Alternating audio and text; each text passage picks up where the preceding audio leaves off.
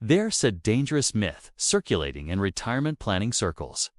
Stop saving at 60 or 65 and start spending down your nest egg. This advice sounds reasonable on the surface, but it's actually one of the most costly financial mistakes you can make. Today, we're re-exposing why this saving trap could cost you hundreds of thousands or even millions in potential wealth, and why the smartest financial minds never stop building, even in their 90s. Here's the uncomfortable truth. When you stop saving at 60 or 65, you're interrupting compound interest right when it's about to do its most powerful work. Think about how compounding actually works. The first 10 years, boring. The next 10, mildly interesting. The third decade, now you're getting somewhere. But the fourth and fifth decades, that's when the numbers become truly extraordinary. And what do most people do right when those numbers are about to explode? They stop. They retire and begin spending down. It's like nurturing an oak tree for 40 years and cutting it down the week before it reaches full height because you got tired of waiting. If you live to 85 or 90, which is increasingly common, you still have 22, 30 years of potential compounding ahead of you. That's longer than many people's entire working careers. Why would you abandon the most powerful wealth-building force on earth right when it matters most? Most people have this completely backwards. They think the goal of saving is to eventually stop saving, that financial discipline is a temporary burden to escape from. That's exactly wrong. The real goal isn't getting rich so you can stop being disciplined. The real goal is independence, the ability to do what you want, when you want, without being forced into anything by a lack of money. Once you have independence, you keep building. Not because you're greedy, but because that's what intelligent people do. They don't abandon systems that work. Here's a strategy almost nobody can follow, despite its simplicity. Sit on your assets, buy quality investments, and just sit there. You'll outperform almost everyone because you're paying less in fees, listening to less nonsense. And, if it works, the tax system gives you an extra 1, 2, 3% per year. Do the math on what an extra 2% annually means over 30 years.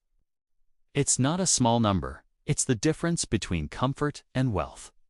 When you've spent decades developing the habit of spending less than you make, that's not something you should plan to abandon at 65.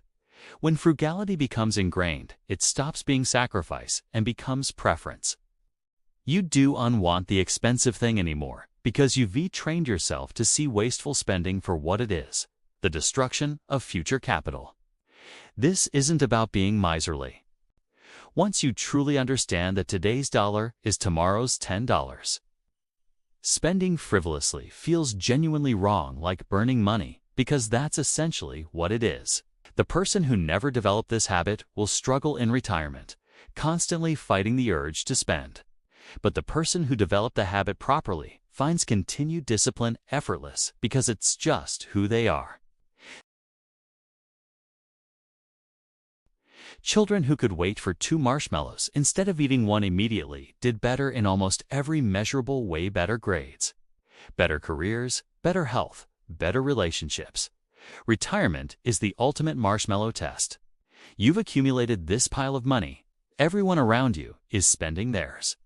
And advertisements tell you to enjoy your golden years.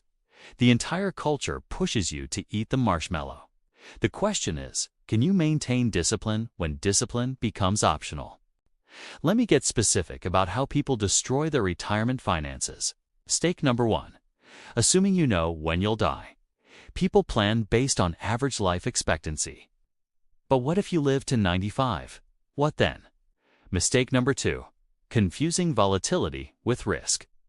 When the market drops 30%, people panic and sell, locking in losses at precisely the wrong moment. If you can't withstand a 50% decline without panic, you are not fit to be a long-term investor. Mistake number 3. Chasing yield. The desperate search for income-producing investments leads retirees into unsuitable investments that blow up. This has destroyed more retirement accounts than any market crash. And mistake number 4. Interrupting compounding for consumption. Every dollar withdrawn isn't just a dollar writs all the future dollars that dollar would have become.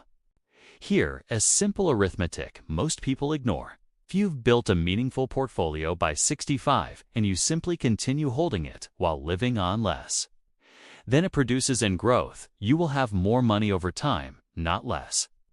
This seems obvious when stated plainly, but almost no one does it.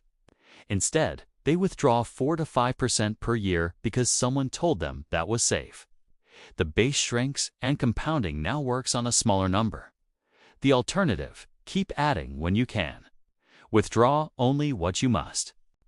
Let the base grow and let compounding do what it does. Over 20 years, the difference between these approaches becomes enormous. Over 30 years, it becomes generational. Consider longevity as a compounding accelerator. If you live longer than expected while maintaining discipline, you win twice. More years of life to enjoy and more years of compounding. A person who retires at 65 expecting to live to 80 but lives to 90 has a serious problem. A person who continues building and lives to 90 has 25 additional years of compounding. Living a long time should be a blessing, not a burden. Your retirement financial success depends on 3 things: how much you have when you start, how long you live, and how you behave. Most people obsess over the first and worry about the second. Almost nobody focuses on the third. But behavior is the only one you can control after 65.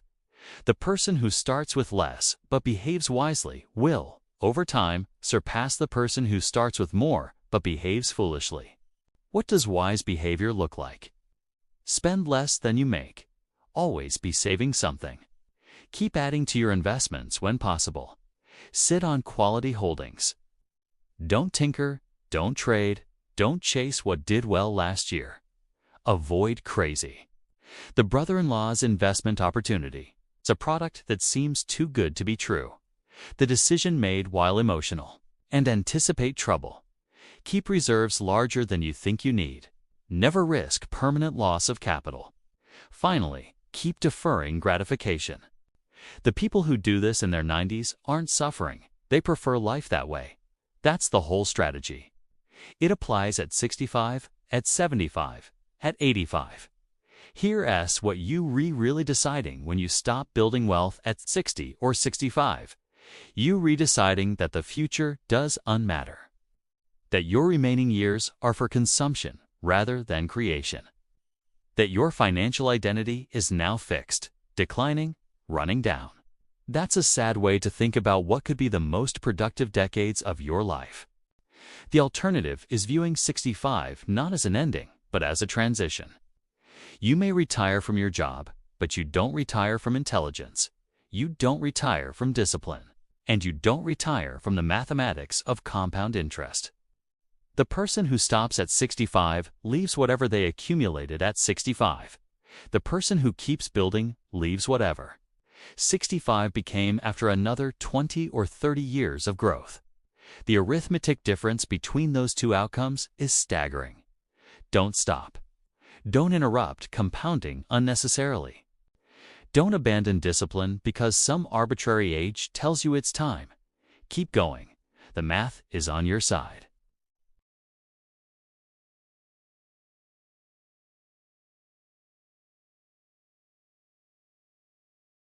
That's how wealth is built, and that's how wealth is kept. Thanks for watching, and be sure to subscribe for more.